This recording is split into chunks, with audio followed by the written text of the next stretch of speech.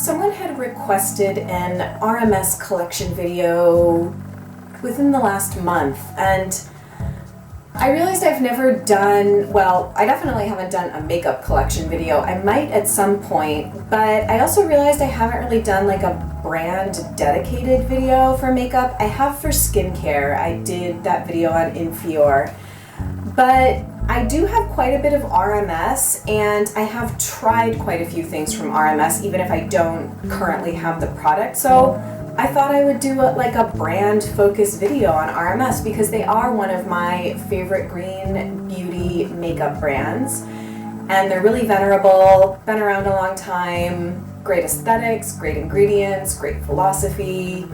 So I'm just going to tell you guys a bit about my RMS collection, the products that I have and really, really like, as well as some of the things that I've tried over the years and what I maybe would and wouldn't recommend, and the RMS products that are on my current wish list. RMS is an extremely clean, green makeup company. They do use coconut oil in their products, and I know that some people have a lot of issues with coconut oil on their skin.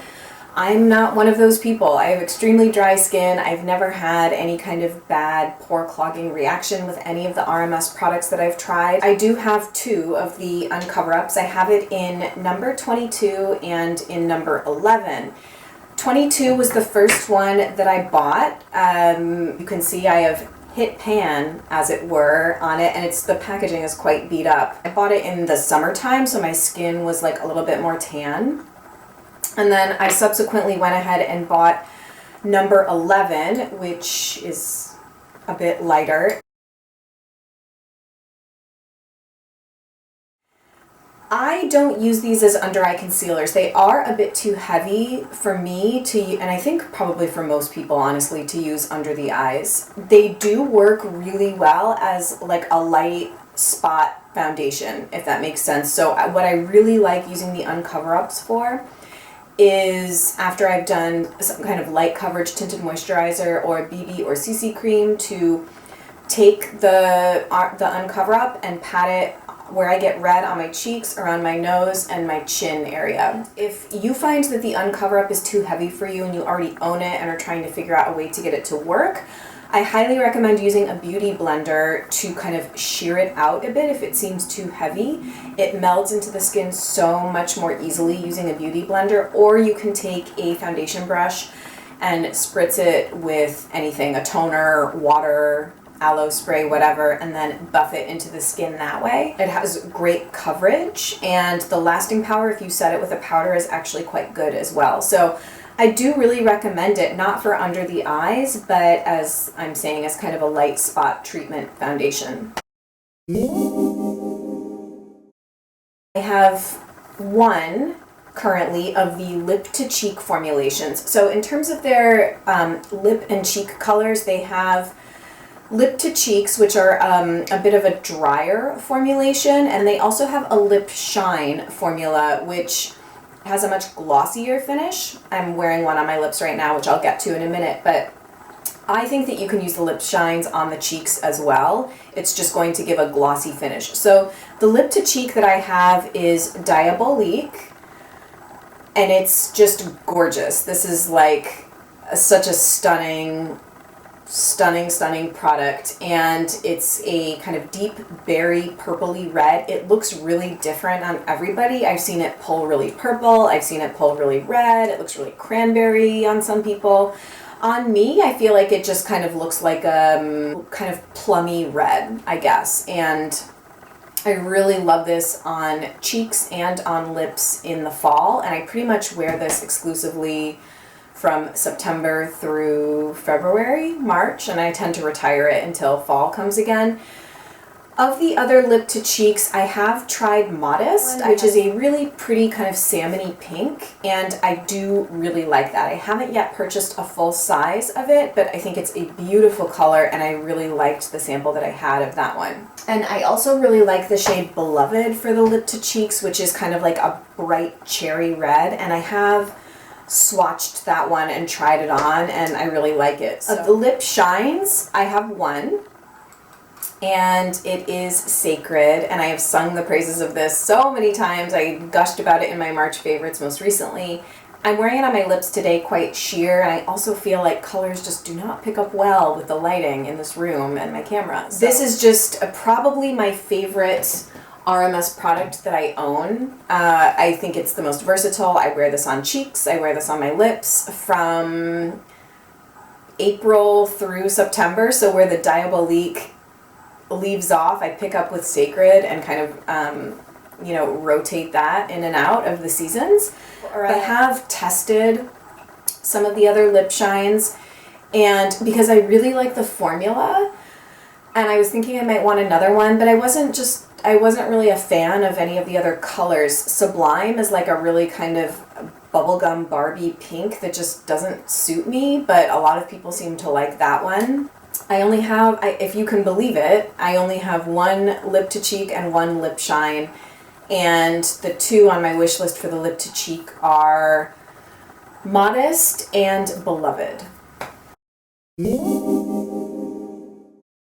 The other cult RMS product that I have, and was one of the first green makeup products I bought, and the packaging is super beat up, is the Living Luminizer. Surprisingly, I haven't hit pan on this one, although I have on the Uncover Up, but you know the drill with this. I mean, it's just a gorgeous pearlized highlighter. It looks gorgeous on the cheeks, top of the cheeks, under the brow. The lasting power is not fabulous because it is a cream product, but if you don't mind kind of reapplying it, just, and when you see people demo this on videos, I think it sells everybody because it's just a gorgeous product. And I feel like a lot of non-green beauty bloggers have come around to this product too. Like I've heard Viviana Does Makeup talk about it. Essie Button recently mentioned this like a couple months ago in a video. I know the Beauty Professor also really likes this product. It crosses green beauty and conventional beauty boundaries, and I think it's a great one, and I think probably everybody should have this because I just think that it's a lovely highlighter. And then to finish up with face products, I do also have the Buriti bronzer, which was really hyped up when it came out, I think 2 years ago now. And this made it actually into one of my disappointing products videos, unfortunately. So if you want to hear my full thoughts on it, I will link that video down below and you can go check that out. But the long and short of it, I don't particularly like using it as a face bronzer. I don't particularly like cream bronzers. I find them fussy and they take too long to blend in and look natural. But I do like it as kind of an light cream eyeshadow if I'm having like a low makeup day. So that's kind of how I've been trying to utilize it. And it's just like, it's so hard to not like something in a gorgeous little frosted pot. I mean, am I right? Along the theme of eyeshadow, I have two samples that I've had for longer than I care to admit of two of the RMS cream eyeshadows. I think they call them eye polishes. Yeah, they call them eye polish. And so I have Seduce and Solar. Solar is a really gorgeous gold, and Seduce is like a cool toned brown. They do also say that Seduce, the cool toned brown, can be used as like a face contour. I've never tried it for that, and I have tried other eye polishes. I've tried Karma, which is like their black one, and I think I've also tried Magnetic. If I haven't tried Magnetic, I would like to, but as someone that has extremely oily eyelids, they'll last about 4 to 5 hours on me with or without an eye primer, but they do crease. Solar, the gold one, is a bit drier than the other cream eyeshadows. These are $28 a piece, and so for a product that's not going to perform at the level you would like of a cream eyeshadow, I'm a little bit hesitant to recommend them, which is why I haven't purchased full sizes. If I were to purchase a full size of one of the eye polishes, it would be Solar, but because I have the Buriti bronzer and they're kind of similar, I'll probably hold off on purchasing Solar and just use the Buriti bronzer if I want that kind of low makeup, no makeup, glossy lid look. that's kind of what I have to say about the eye polishes. I'm on them, but keep in mind that I have extremely oily eyelids, and cream eyeshadow in general is a bit of an issue for me, even though I love it. So then the other product that I currently have in my collection is the unpowder. Before this, I had been using the Makeup Forever HD setting powder, which is, honestly, they're really comparable. This one is milled even finer than that one though, so I find that it's just a really beautiful product. I think that it's performs exceptionally well for setting under eyes, for setting the lids. I don't tend to use this on my face, but I use it most if I'm not doing like eye primer, and I've talked about this in previous videos. If I'm just doing like a little bit of eyeliner and like mascara, I like to set my eyelids with this so that there's no transfer of eyeliner and that my lids kind of stay looking matte throughout the day. And it's really great for setting under eyes as well. So I just think that this is really wonderful. They have since come out with the tinted powders, which I'm sure you've probably heard about, and I don't have a need for that because I don't really care to set my face with this. I would prefer to use the Hourglass Ambient Lighting powders to set face makeup, just because it's pressed and it's a little bit easier to use, and I think that those are a gorgeous product, but a lot of people do really like the tinted unpowder too for setting face makeup. Beyond my current collection, which, are you guys like kind of impressed that it's sort of restrained? I mean, I only have 6 little pots plus the unpowder plus 2 eyeshadow samples, so that's pretty contained, I think. However, over the years I have had other RMS products in my life. So I have tried their beauty oil. As soon as I read the description when it came out, I was like, I need you in my life, because it has vanilla and I love vanilla so much. So it's a really lovely oil. I will say that I'm someone that doesn't notice a huge difference from face oil to face oil, which I know sounds like kind of bad because they're so expensive, a lot of higher end green beauty face oils, but I think because I don't have particularly problem skin, I don't tend to notice much of a difference. So I tend to not be loyal to face oils. I like to try lots of different ones.